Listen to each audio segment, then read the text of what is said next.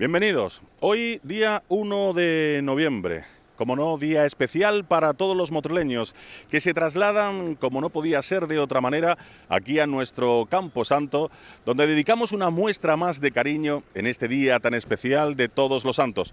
Nosotros desde el programa La Alquería queremos dedicar también unos momentos muy especiales a nuestro cementerio. Con nuestro historiador, con don Manuel Domínguez, nuestro cronista oficial, vamos a acercarles precisamente un poco de la historia de nuestro cementerio, cuándo y cómo se construyó y también el porqué. Y de camino vamos a conocer también algunos, si no todos, de los grandes protagonistas que moran precisamente en nuestro Campo Santo. Les ofrecemos la primera parte de este tiempo de alquería dedicado a nuestro cementerio, como decimos en este día tan especial. Con él les dejamos.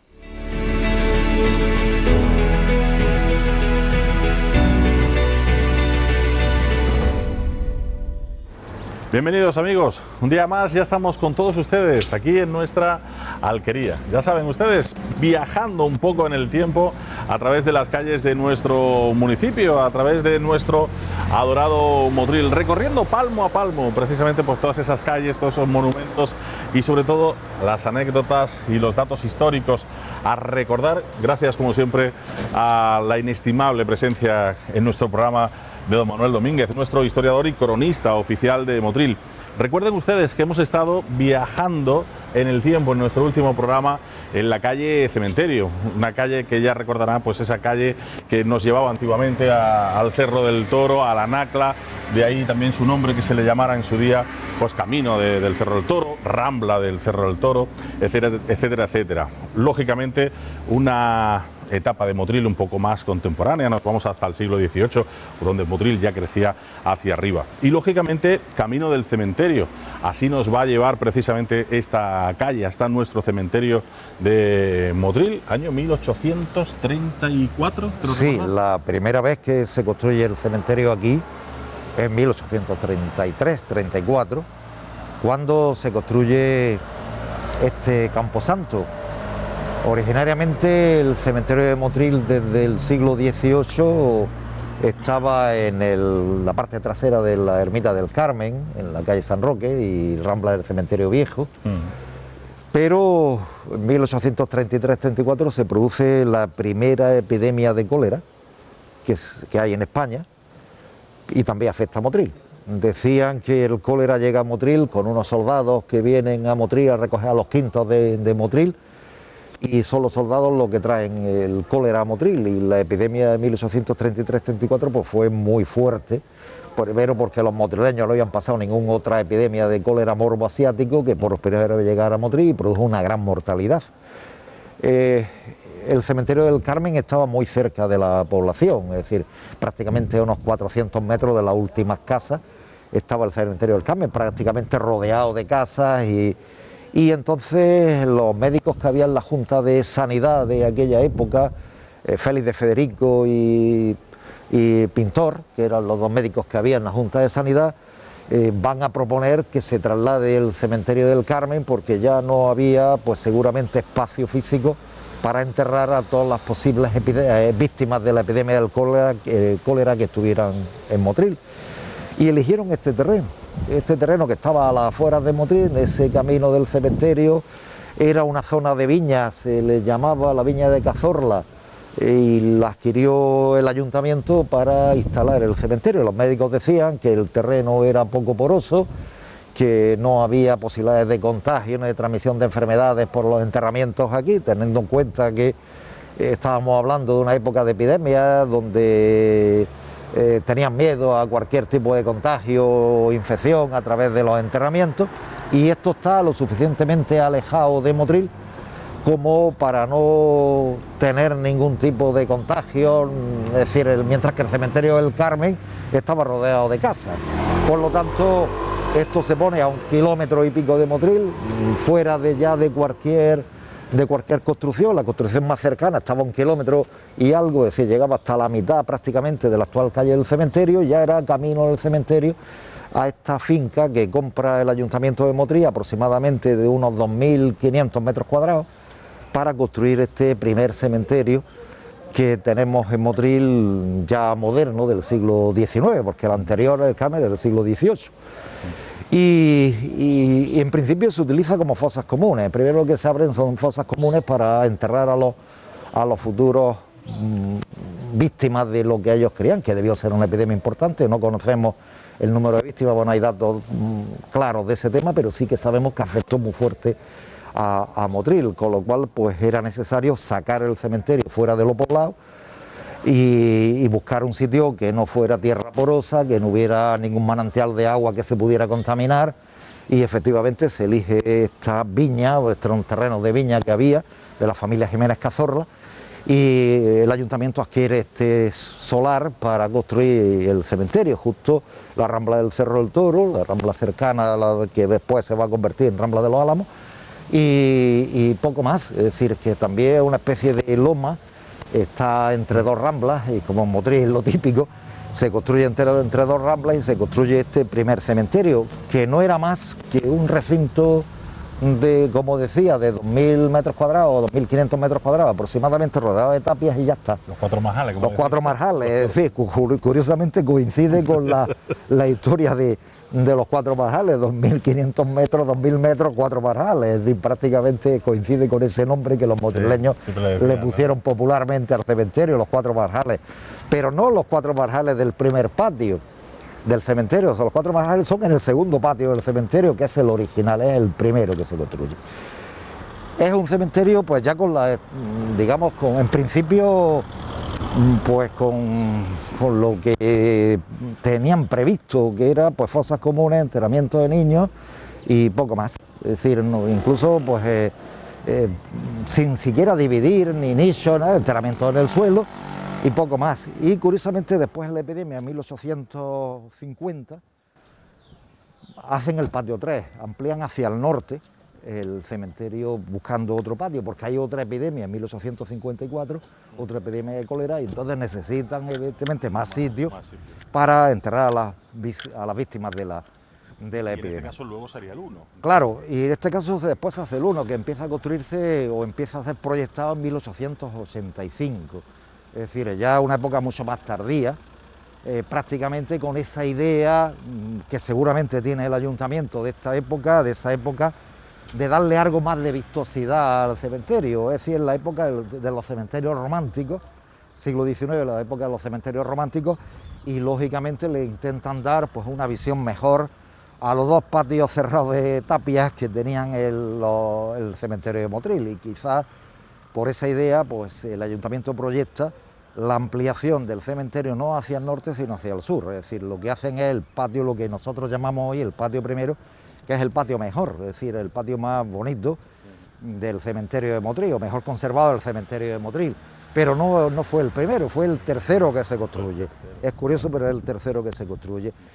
Y lo hacen pues con la idea de que sirviera un poco, digamos, de darle más calidad al cementerio, más vistosidad al cementerio. Curiosamente, es este primer patio, como el ayuntamiento no tiene dinero, cosa típica, no tiene dinero, lo que hacen es vender los nichos y los enterramientos por adelantado, y con el dinero de los que daban por adelantado por las ventas construyeron. Lo construyen, este primer patio lo construyen presos.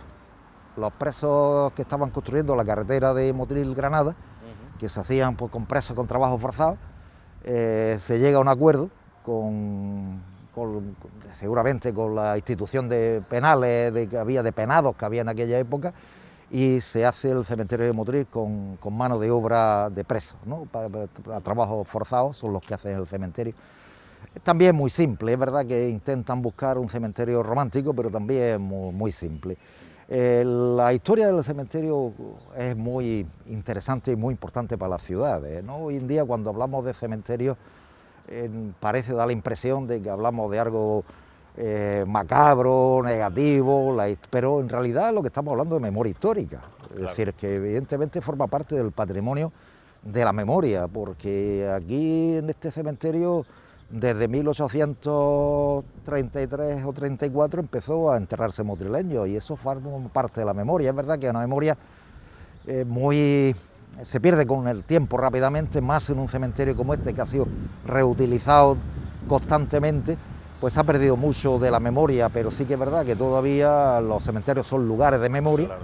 Y lugares donde las ciudades se reconocen, es decir, uno cuando pasea por los patios de los cementerios, y si tenemos algunos años ya empezamos a recordar gente y vemos gente y todavía quedan pues algunos enterramientos antiguos que nos recuerdan a otros personajes de la historia de Motril que vivieron en otra época y forman parte de ese patrimonio. Por eso hoy en día las políticas de conservación de los cementerios son políticas muy importantes, se le da mucha importancia a la conservación de la memoria, a la conservación de los cementerios que tenemos. Y nosotros tenemos un cementerio que es importante, Motril es una ciudad importante, ¿no?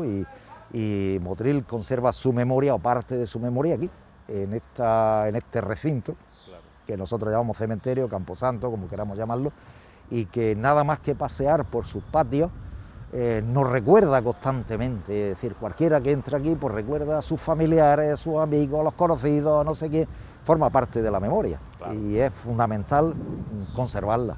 Claro que sí, pues evidentemente, ¿no? El cementerio es un lugar donde le prestamos ese culto y ese cariño, ¿no? A todos nuestros queridos conocidos, pero también, como dice Manolo, pues es el lugar, esa sede de nuestro patrimonio histórico, en este caso, sobre todo a través de los grandes protagonistas que hemos tenido en Motril, porque al fin y al cabo están aquí. Si les parece, nosotros vamos a entrar, vamos a ver un poco el cementerio, si no al completo, sí, sobre todo ese patio central, ese patio 2, en este caso que podría ser el más antiguo del cementerio, y de camino a través también de, bueno, pues de esos personajes que nos vamos a encontrar dentro, vamos a recordar pues muchas cosas, lógicamente, también de nuestro Motril. Acompáñenos porque visitamos también nuestro cementerio.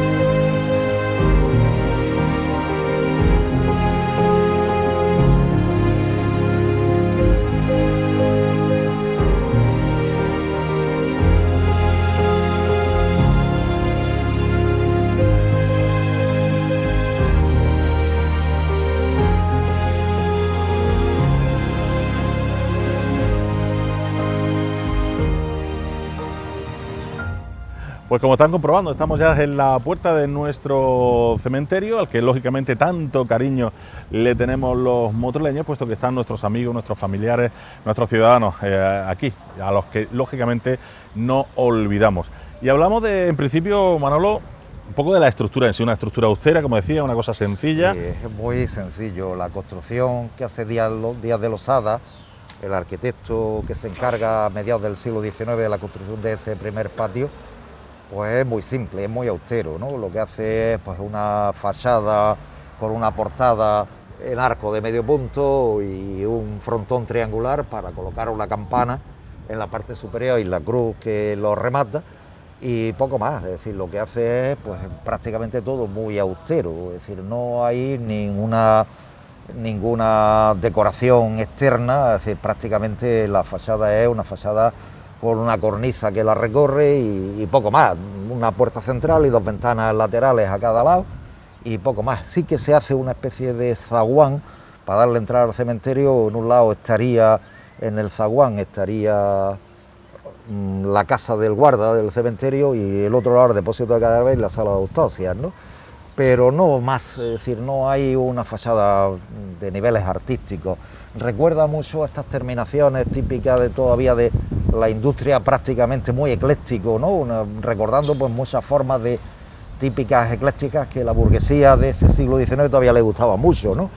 Formas muy eclécticas, historicistas, como este frontón triangular, pero sin ninguna sección, ningún tema de decoración que tuviera una morduración en la parte de arriba, una cornisa en la parte de arriba, poco más. Es decir, no hay ninguna sección a decoración externa. Se considera que es un sitio, pues evidentemente muy austero. Estamos hablando de un cementerio y por lo tanto Díaz de Losada, José Díaz de Losada y después Antonio Díaz de Losada, que son los dos que continúan el cementerio, hacen alguna cosa muy austera. Se ve la entrada justa del cementerio, un arco de medio punto realzado, es decir, está más alto de lo normal para construir este portón de entrada, y no hay más sección, más tema decorativo, absolutamente. La fachada muy austera, estaría de ladrillo, estaría encalada como está hoy en la actualidad. Quizás el color no crecería azulado, igual que se hacían en las casas antiguamente. Sí. Pero prácticamente este paso inicial sería por un lateral la casa del guarda del cementerio, depósito de cadáveres, sala de autopsia. No habría más concesiones a ningún tipo de decoración externa. Siempre en Motril se construye, no sé por qué, todo muy austero, ¿no? Es decir, es verdad que en Motril no tenemos, excepto algún palacio que no conservamos en la actualidad, todo lo demás siempre muy austero. La fachada del Ayuntamiento de Motril es muy austera, la fachada del Teatro Calderón muy austera, la fachada del cementerio de Motril muy austera. Quizá porque siempre fue escaso de dinero, posiblemente fuera eso, y no hay grandes intervenciones arquitectónicas, decorativas, ni nada por el estilo. Esto es muy austero, alejado de Motril, como querían los médicos de la Junta de Sanidad de 1833, querían que fuera algo muy alejado de Motril, y además un terreno sin agua, que una de las grandes reivindicaciones fue traer el agua al cementerio, que se trajo bastante posterior, en el siglo XX, se trajo al cementerio agua, que en principio se trajo desde la Nacla, y después ya cuando se establece el canal de aguas potables y tal, se hace bien, ¿no? Pero en principio se trajo una canalización desde la fuente de la Nacla al cementerio y poco más. Es decir, no hay, en teoría tampoco ni siquiera ese cementerio romántico, porque no hay un gran elemento de romanticismo, ni cipreses, ni nada por el estilo. Buenos días. Buenos días. Ni hay cipreses, ni hay decoración típica de los cementerios románticos que se hacían. Es muy simple, es todo muy austero, muy simple. No hay una gran extensión, posiblemente tampoco los 4 marjales dieron para mucho más. Es decir, que indudablemente hicieron lo que pudieron, y Díaz de Losada, que además es el gran diseñador, que también está aquí, también está enterrado aquí, el gran diseñador de la mayor parte de las obras del siglo XIX, de gran parte de la familia Díaz de Losada, que eran maestros de obra y arquitectos posteriormente, son los que diseñan prácticamente y hacen casi todo igual. Si vemos el frontón del Calderón, recuerda mucho a esto, ¿no? Es decir, que evidentemente el frontón de la fachada del Calderón recuerda a esto, es el mismo autor. El mismo autor. Sí, prácticamente la misma familia de arquitectos, ¿no? Y construían muy parecido, todo muy ecléctico, todo muy de líneas muy simples y todo muy austero. Bueno, pues vamos a ir entrando poco a poco, porque aunque decimos que esta no era la parte principal... No, esta no era la parte inicial, esta es la parte tercera que se construye.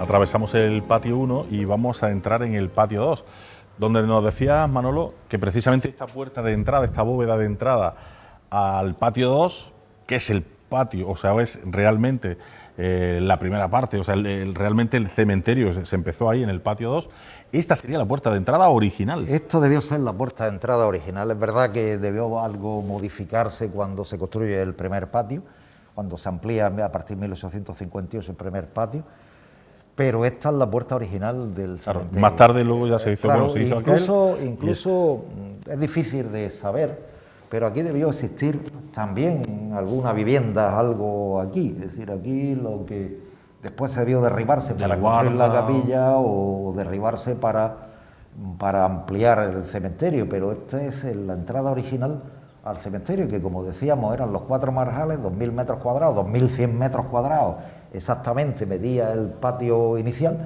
y esta era la entrada original al cementerio. Esta es la primera construcción que se hace, que comentaba yo, que se hace cuando los médicos de la Junta de Sanidad de Motril, con la epidemia de cólera del año 33-34, deciden que hay que construir un cementerio nuevo, que ya no se puede mantener el cementerio del Carmen, que estaba en mitad de la población, y que lógicamente hay que construir un cementerio nuevo, y cementerio pues con todas las normas de sanidad que ya había en esa época. Félix de Federico y Pintor, que eran los dos médicos que estaban en la Junta de Sanidad, analizan los terrenos y deciden hacerlo aquí, en un sitio totalmente ventilado, alejado pues más de 1 kilómetro de las últimas casas. Había en Motril, no hay filtraciones de agua que pudieran contaminar el resto de la población, y en un terreno que también poroso, que permitiera pues que la tierra de la putrefacción pues fuera al suelo y no contaminara absolutamente nada.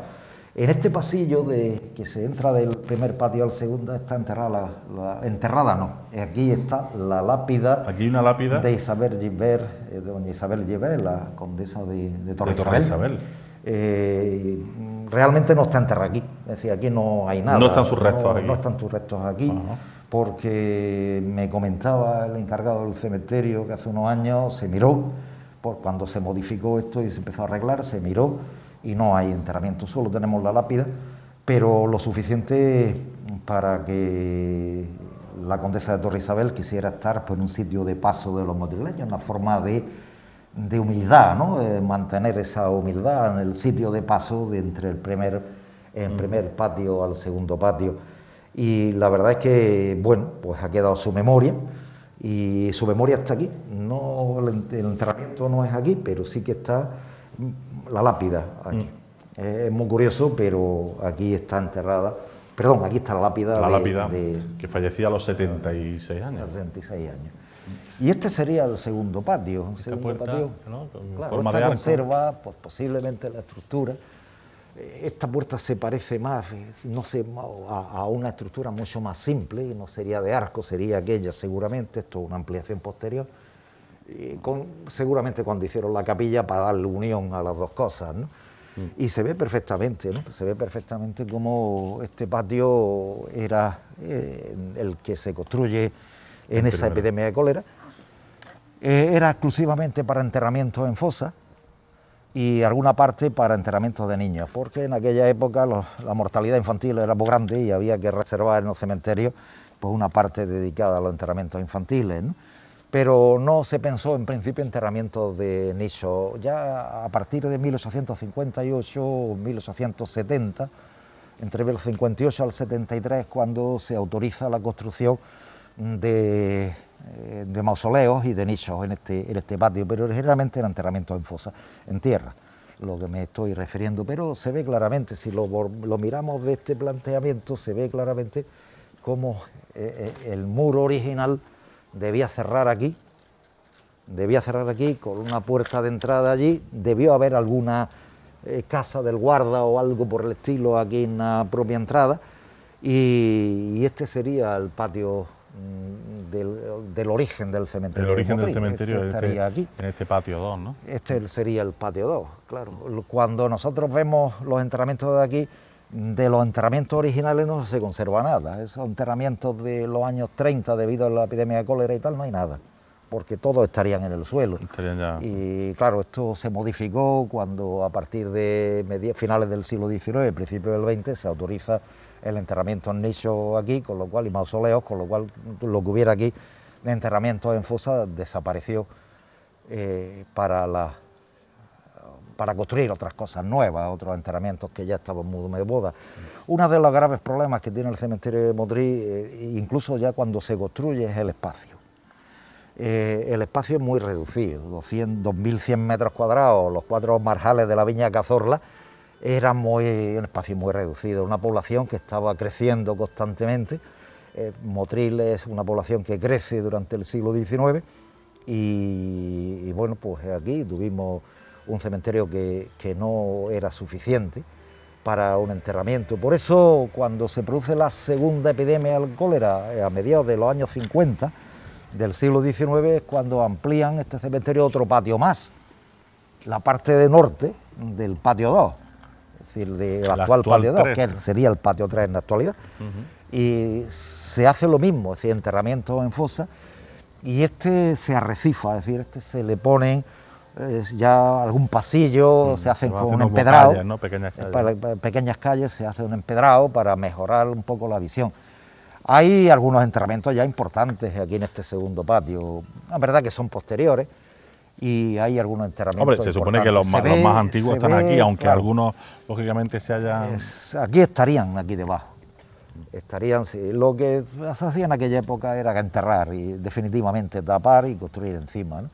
Incluso, si nos fijamos en la puerta, es del mismo estilo que la otra, es decir, fijaros esa especie de cerramiento en el arco, la esquinilla de pico de cerramiento del arco, que recuerda un poco a los arcos de herradura, pues evidentemente nos da la impresión de que es de la misma época, o casi de la misma época y de la misma mano, que construye el patio 2 y el patio 3, es decir, que parece... El patio 3 también se destinó, ya estuvo muchos años, el patio 3 dedicado a enterramientos en fosa también, es decir, enterramientos en suelo. Aquí tenemos pues algunas tumbas importantes, algunos de los monumentos quizás más llamativos, tampoco la burguesía madrileña se enterró con mucha alaraca, sí, con mucha floritura, no, con mucha floritura. Y la nobleza que tenía grandes propiedades en Motril no está enterrada en Motril, está enterrada en Granada o está enterrada en Madrid, con lo cual allí hicieron sus grandes mausoleos, pero no en Motril, porque no vivían en Motril. Es decir, ni los condes de Borno, ni los condes de... Que a lo mejor era de más prestigio también enterrarse en Granada, más que en un cementerio de más nivel. El cementerio de Granada es un gran cementerio, de una memoria histórica impresionante, el cementerio de Granada.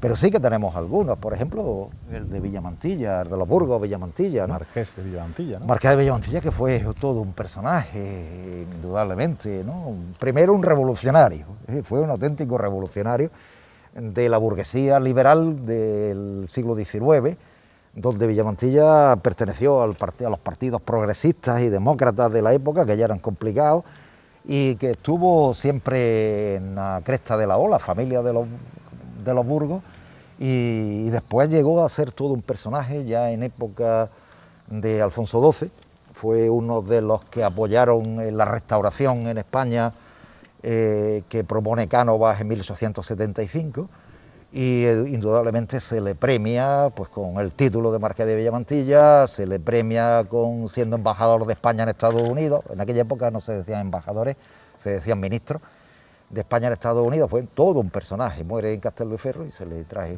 aquí, pero la tenía familia... casa principal, ¿no? En Madrid, y Motril también, la en Villamantilla, la zona de Cruz Verde, en la plaza Cruz Verde, en la calle Carrera, ¿no? En la calle de la Carrera. Y la casa estuvo hasta que se derriba, pero Tuso estuvo casado pues, con una mujer también de gran prestigio en Motril, doña Pilar de León y Gregorio, marquesa de Esquilache, ni más ni menos. La ¿no? marquesa de Esquilache, La marquesa nada de más Esquilache. y nada menos. Es decir, que este fue todo un personaje del Antonio Mantilla de los Ríos y Burgos, ¿no? Es decir, que fue ¿Y la todo... marquesa de Esquilache por sí sola? Ya era un personaje, la marquesa, Era personaje un también, personaje, ¿no? la marquesa de Esquilache, ya estuvo muy relacionada con Motril en un tiempo, ¿no? Y la verdad es que ella decidió enterrarlo en Motril, ¿no? En su tierra natal, y es un personaje poco conocido en Motril, pero Sí, fue sí, un sí. gran personaje, a nivel no solo A motrileño, nivel español, ¿no? nivel Fue nacional, a nivel nacional, un gran personaje. primer marqués de Primero, sí. Primer Es marqués de que Villamantilla. Alfonso XII le premia que apoyara a Antonio Cánovas en la restauración. Cuando termina la Primera República, en 1873, Antonio Cánovas propone la restauración de la Casa de Borbón en España, porque en la Revolución de 1868 se había expulsado de España a Isabel II.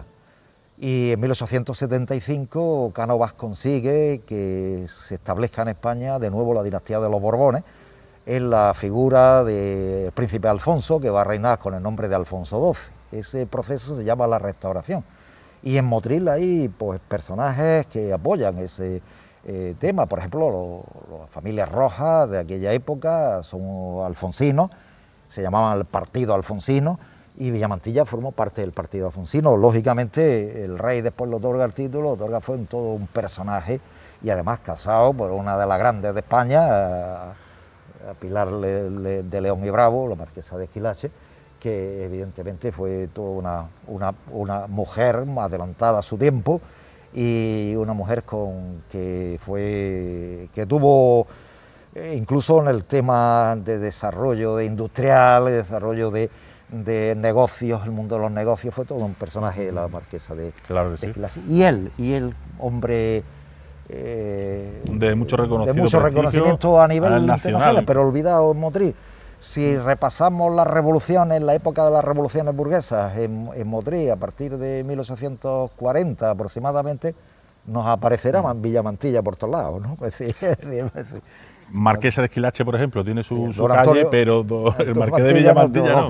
Él no llega a tener el reconocimiento. Y si digo que si repasamos la historia de Motril, de la época revolucionaria de los años 40, 50 del siglo XIX, Antonio Mantilla de los Ríos nos lo encontraremos siempre al frente de todas las revoluciones había y por haber.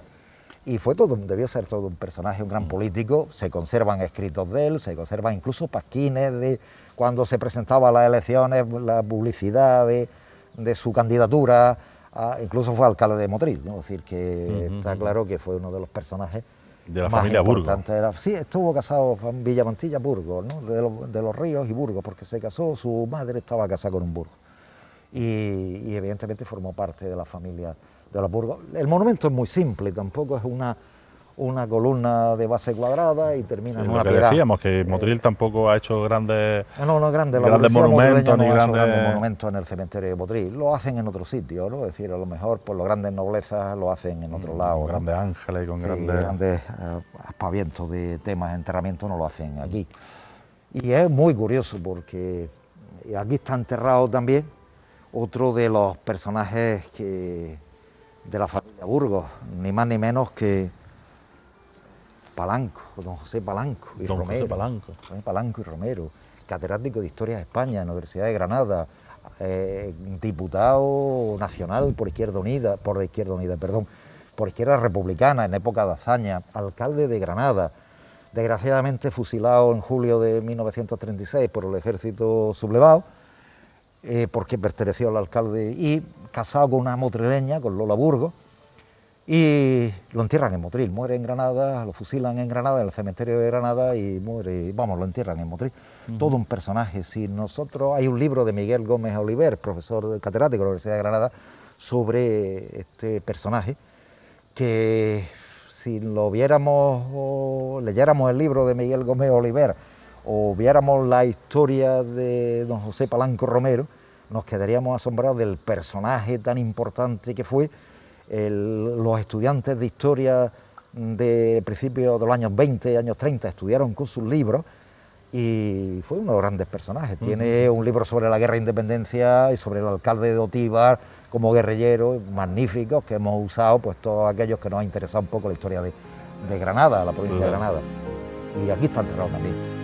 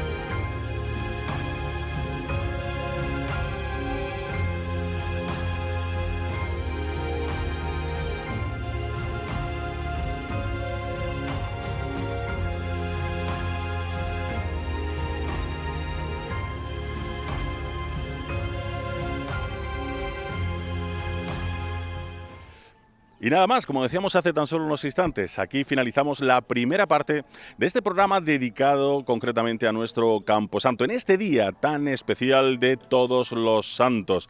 Ya saben que desde la Alquería y próximamente retomaremos nuestros recorridos habituales por el centro de Motril y volveremos ya de nuevo a nuestro Camposanto, donde recorreremos, como decimos también, otros programas dentro de nuestro cementerio y también, como no, con la memoria de nuestros grandes protagonistas, esos motrileños o gente muy importante que ha vivido y ha trabajado por nosotros y que moran aquí en nuestro cementerio. Gracias por su atención y feliz jornada.